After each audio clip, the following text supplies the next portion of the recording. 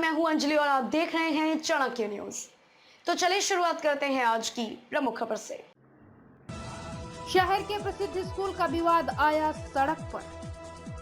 कड़ी मशक्कत के बाद बेटे को टीसी दिलवाने में कामयाब हुई महिला ने स्कूल की प्रधानाचार्य और स्कूल प्रबंधन से जुड़े पिता व पुत्र के खिलाफ खोला मोर्चा।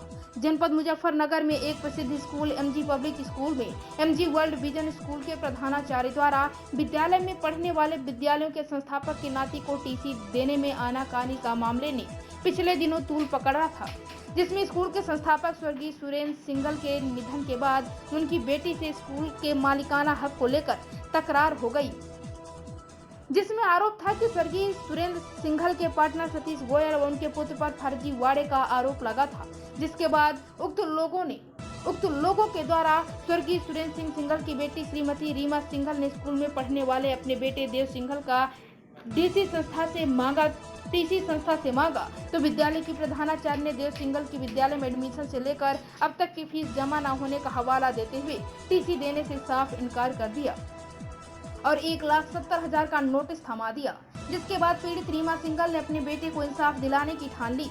इस पूरे मामले में मानसिक, सामाजिक और आर्थिक शोषण का आरोप लगाते हुए देव सिंघल ने स्कूल जाना बंद कर दिया था। इस मामले में जिलाधिकारी चंद्रभूषण सिंह के हस्तक्षेप के बाद मंगलवार को विद्यालय की प्रधानाचार्य ने देव सिंघल का टीसी दे दिया। महीनों की दिन रात लड़ाई लड़ने के बाद अपने बेटे का टीसी लेने में कामयाब रही महिला रीमा सिंघल ने बुधवार को प्रेस वार्ता करते हुए मीडिया के सामने अपनी आप बीती सुनाई और मोतीराम गोपीचंद चैरिटेबल ट्रस्ट, जिसके अंतर्गत एमजी पब्लिक स्कूल व एमजी वर्ल्ड विजन स्कूल का संचालन हो रहा है, उसमें बड़ी धांधली का आरोप लगाया है। महिला रीमा सिंघल ने इंसाफ मिलने तक लड़ाई लड़ने की बात कही है। इस मामले में जनपद के मंत्री कपिल देव अग्रवाल और केंद्रीय मंत्री पर भी महिला ने दोनों मंत्रियों पर आरोपियों को सहयोग करने का आरोप लगाया है। क्या नाम आपका? उषा गुप्ता।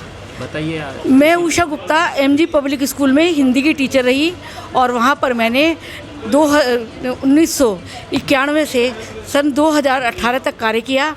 वहाँ पर बहुत अच्छी प्रकार से मैंने वहाँ पर कार्य किया। कहीं कोई किसी प्रकार की कोई शिकायत नहीं थी।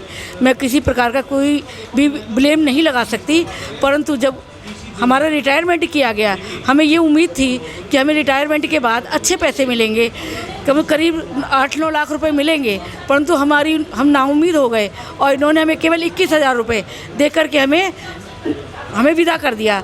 जबकि हमारी विदाई अच्छे तरीके से हुई, अच्छी प्रकार से इन्होंने शॉल वगैरह उड़ाया, परंतु जो हमारा रिटायरमेंट के बाद अधिकार बनता है, जिससे एक बुजुर्ग व्यक्ति हो जाता है, एक ग्रेजुएटी के ऊपर निर्भर होता है, उसका कोई सहारा प्राइवेट स्कूल में कोई हमें पेंशन वगैरह हमारे लिए नहीं है, यही एक हमारा सहारा था।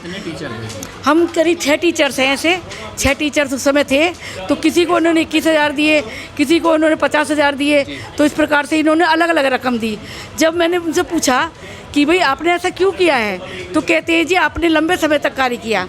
तो मैंने कहा लंबे समय तक कार्य करने का ये रिवार्ड होता है? ऐसा लंबे समय तक कार्य किया तो आपको हमें और कोई पुरस्कार देना चाहिए था, परंतु इन्होंने हमें ऐसे कहकर टाल दिया। नहीं जी ऐसा नहीं है। और जबकि जो हमारा रिटायरमेंट हुआ था, हमारा वो पूरा बिल्कुल ऐसे लीगल जितना हमारा समय था 60 साल का, वो हमने पूरा किया, परंतु उन्होंने कह दिया जी हमने आपको एक्सटेंशन दे दी। जबकि आपको इसके पीछे क्या कारण क्या रहा? ग्रेजुएटी नहीं देते थे, ग्रेजुएटी देना नहीं चाहते थे वो। तो सब दे रहे हैं, सब स्कूल दे रहे हैं, सब स्कूलों इससे पहले हम प्रमाण बताते हैं, मिल रही है ग्रेजुएटी बाहर। इससे पहले भी कई टीचर्स यहाँ से गए, बीच में गए, जिन्होंने 8-10 साल ही केवल कार्य किया, उनको अच्छी रकम दी गई, ग्रेजुएटी के नाम पर उनको अच्छी रकम दी गई। और हमारा दूसरा रिटायरमेंट था, उस समय दूसरा था, तो उस समय इन्होंने पहली वाले टीचर्स को किसी को 4 लाख, किसी को 5 लाख ऐसे इन्होंने दिए, परंतु हमारा जो समय आया दूसरा रिटायरमेंट था, उस समय इन्होंने हमको बिल्कुल नाउम्मीद कर दिया और कह दिया कि आपका कोई राइट नहीं है, किसी प्रकार का आपका कोई अधिकार नहीं बनता। तो हमारे साथ नाइंसाफ़ी की गई। बताइए मैडम, टीसी की है क्या पूरा मामला? ये टीसी का प्रकरण आप लोगों के शायद बहुत अच्छे से नॉलेज में है। ये पिछले 18 तारीख को शुरू हुआ था, जो कल जाकर इसकी डीएम साहब की सहायता से पूरा हो पाया आप लोगों की सहायता से। मैं सबसे पहले आप सबका, मीडिया जितने भी जिन्होंने मेरा साथ दिया, उन सब का आभार व्यक्त करती हूँ। सबसे बड़ा मेरा आभार व्यक्त होगा डीएम साहब को, जिन्होंने निष्पक्ष इसकी जांच करवाई और उसके बाद मेरे बच्चे को ये टीसी दिलवाने में मेरी पूरी सहायता करी। डीआईओएस साहब का भी बहुत अच्छा रोल रहा, उन्होंने भी इस चीज़ को निष्पक्ष जांच करी, जबकि इनके ऊपर शायद मंत्रियों का बहुत ज़्यादा प्रेशर था, जो आपको सब पता ही है वो प्रकरण का, सोसाइटी का जो प्रकरण था उससे। लेकिन अब जो ये सतीश गोयल जी ने मेरे ऊपर पर्सनल अटैक करना चाहा है, उनकी ये आदत में है कि वो जो मेन मुद्दा होता है उससे वो चीज़ को सोसाइटी के केस से उन्होंने टीसी के मैटर को उठा दिया। टीसी का मैटर पूरा होता दिखा तो उन्होंने पर्सनल इशू करना शुरू कर दिया। मैं आप लोगों के माध्यम से ये बता देना चाहती हूँ सतीश जी को कि मेरे अगर ऊपर उंगली करोगे तो मैं उस उंगली को तोड़ के दूसरे हाथ में दे दूँगी। मेरे बहन से कैसे संबंध है मैं उसको जवाबदेही नहीं हूँ। मेरे लिए मेरी बहन, मेरे भाई जो है मेरे फादर और माँ समान है। मुझे ऐसे गंदे आदमी को उसकी ब्यौरा देने की ज़रूरत नहीं है। ज़रूरत पड़ेगी तो मैं उसकी कल से कानूनी कार्रवाई शुरू करूँगी।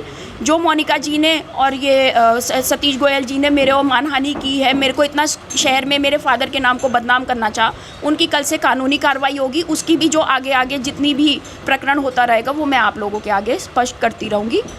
कुछ मेरे टीचर्स ऐसे हैं जिन्होंने मेरे इस केस को देख के अपनी आवाज़ को उठाने की कोशिश करी, वो सब भी मेरे साथ आज मौजूद हैं। इनका भी प्रकरण है, अब इस चीज़ को भी आगे इशू बनाया जाएगा।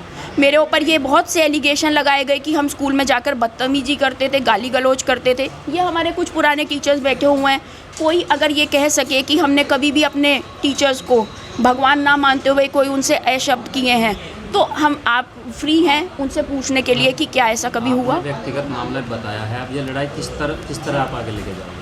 अब मैं व्यक्तिगत तरीके से, अब तक तो मैं एक माँ की हैसियत से लड़ रही थी, अब इसने एक माँ की उसको ललकार दिया है, आत्मा को ललकारा है, क्योंकि उन्होंने ये बात कही है कि ये बच्चा मेरा अपना नहीं है।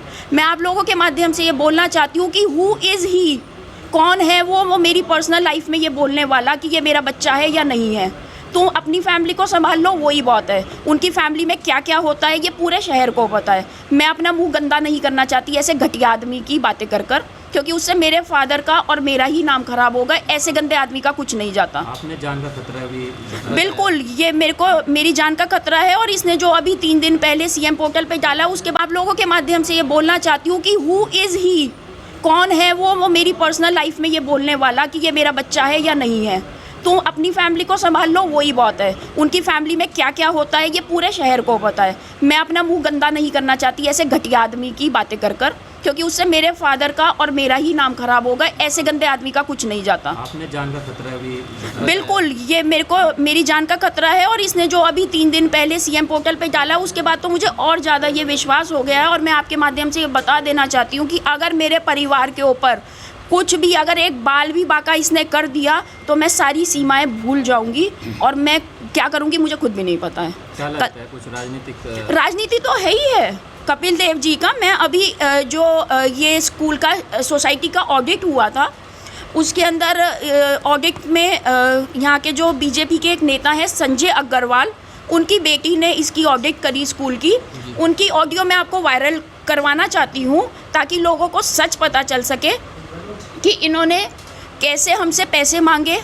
तरनी थी, सीए थी जो अपॉइंट हुई थी, उन्होंने हमसे पैसे की डिमांड करी। हमने पैसे की डिमांड नहीं करी तो उन्होंने रिपोर्ट को ही गलत करने की पूरी जरूरत करी कि मैं इसको गलत कर दूं। क्योंकि उसने इस ऑडियो से आपको साफ पता चल जाएगा कि सतीश गोयल जी हर जगह अपने पैसों की, रिश्वत का और दोनों मंत्रियों का पूरा फ़ायदा उठा रहा है। सूबे में योगी जी की सरकार है, योगी जी की सरकार पे मुझे पूरा भरोसा था, जबकि मेरे पास बहुत विपक्ष भी आया जिनके लिए इसने 2019 में गलत बयान भी दिया। चौधरी साहब के लिए हमारे लिए सब बड़े हमारे सम्मानित हैं, वो कोई भी पार्टी हो।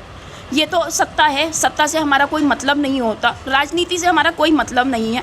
राजनीति सिर्फ हम उनका सहारा ले सकते हैं, उनको मुद्दा बनाकर हम किसी आम आदमी को टॉर्चर नहीं कर सकते, मेरा ऐसा मानना है। इन्होंने ऐसा किया 2014 में भी किया, अभी भी ये वही कर रहे हैं। 2014 में सपा सरकार का इन्होंने पूरा फ़ायदा उठाने की कोशिश करी, जिसमें इनके बेटे ने अधिकारियों के ऊपर कुत्ते भी यही सोच के शायद छोड़ दिए होंगे कि शिवपाल यादव जी मेरे अपने हैं, मुझे बचा लाएंगे। और अभी भी ये यही कर रहे हैं कि जो मैं करूँगा वो कपिल जी और बालियान जी मुझे बचाते रहेंगे, लेकिन ऐसा नहीं होगा। सच की लड़ाई जो होती है वो थोड़ी लंबी होती है, लेकिन जीत सच की होती है, और ये नमूना आप लोगों के सामने कल पेश हुआ है। और अब मैं अपना जो इसने मेरे पे पर्सनल अटैक किया है उसकी मैं कल से कानूनी कार्रवाई शुरू कर रही हूँ। और ये जो हमारी दोनों प्रिंसिपल है, मैं इनकी भी सीएम पोर्टल पे कल डाल रही हूँ कि इनकी जांच होनी चाहिए कि क्या ये टीचरों प्रिंसिपल्स ने जो हमारे लिए वर्ड्स यूज़ किए हैं ये इस कैपेबल थी कि उन्हें प्रिंसिपल नियुक्त किया जाए, क्योंकि मुझे जो जानकारी मिली है मोनिका गर्ग जी की वो उन्होंने फ़ायदा उठा रहा है। सूबे में योगी जी की सरकार है, पूरा योगी जी की सरकार पे मुझे पूरा भरोसा था, जबकि मेरे पास बहुत विपक्ष भी आया जिनके लिए इसने 2019 में गलत बयान भी दिया चौधरी साहब के लिए। हमारे लिए सब बड़े हमारे सम्मानित हैं, वो कोई भी पार्टी हो। ये तो सत्ता है, सत्ता से हमारा कोई मतलब नहीं होता, राजनीति से हमारा कोई मतलब नहीं है।